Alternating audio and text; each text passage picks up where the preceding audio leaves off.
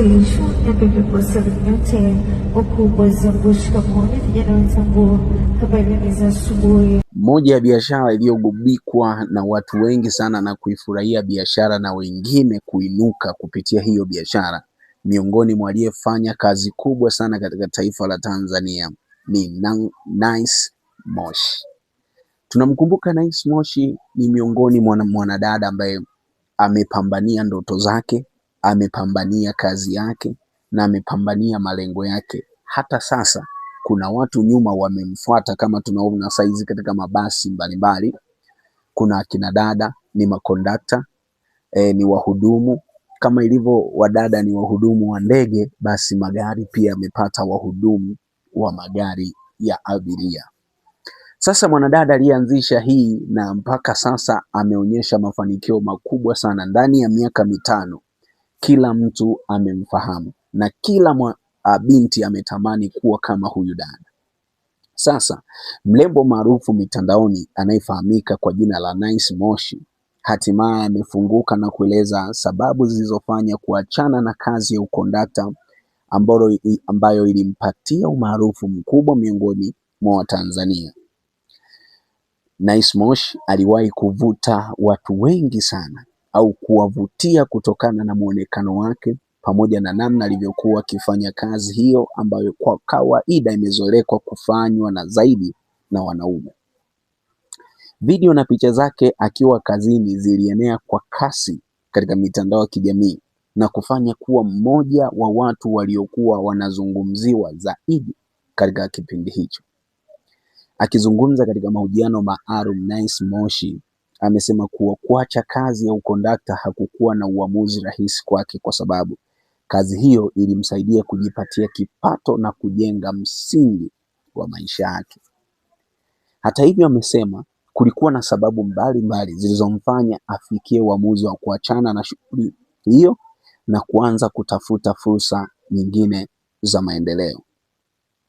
Kwa mujibu wa maelezo yake, moja ya sababu kubwa ilikuwa ni kutafuta mazingira mapya ya kujifunza na kujaribu mambo mengine ambayo yanaweza kumpa nafasi kubwa zaidi ya kufikia malengo yake ya maisha. Amesema umaarufu aliyoupata kupitia kazi hiyo ulimfungulia milango katika maeneo mbalimbali na kumfanya aanze kufikiria hatua nyingine za maendeleo binafsi na kitaalamu au na kitaaluma. Nice Moshi pia alieleza kuwa kazi ya ukondakta ina changamoto nyingi zinazohitaji uvumilivu mkubwa, ikiwemo kufanya kazi kwa muda mrefu, kukabiliana na mazingira magumu ya usafiri, pamoja na changamoto za kila siku zinazowakabili wafanyakazi wa sekta hiyo. Licha ya changamoto hizo, anasema anaendelea kuthamini kipindi alichokuwa akifanya kazi hiyo kwa kuwa kilimfundisha mambo mengi muhimu kuhusu maisha, uwajibikaji na namna ya kushirikiana na watu wa aina tofauti tofauti.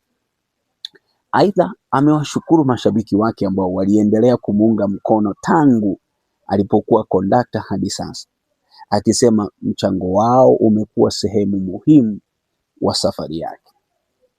Baadhi ya mashabiki waliofuatilia mahojiano haya wameeleza kuwa walikuwa wakisubiri kwa muda mrefu kusikia kutoka kwake sababu halisi ya kuacha kazi, na hiyo inampatia ameacha kazi iliyompatia umaarufu mkubwa. Sababu ilikuwa ni nini?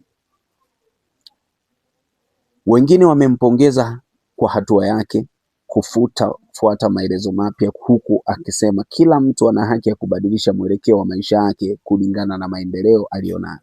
Kwa sasa Nice Moshi anaendelea kujijengea jina lake katika shughuli mbalimbali, huku akiendelea kuwa miongoni mwa watu wanaofuatiliwa na watu wengi katika mitandao ya kijamii. Safari ya kutoka kazi mpaka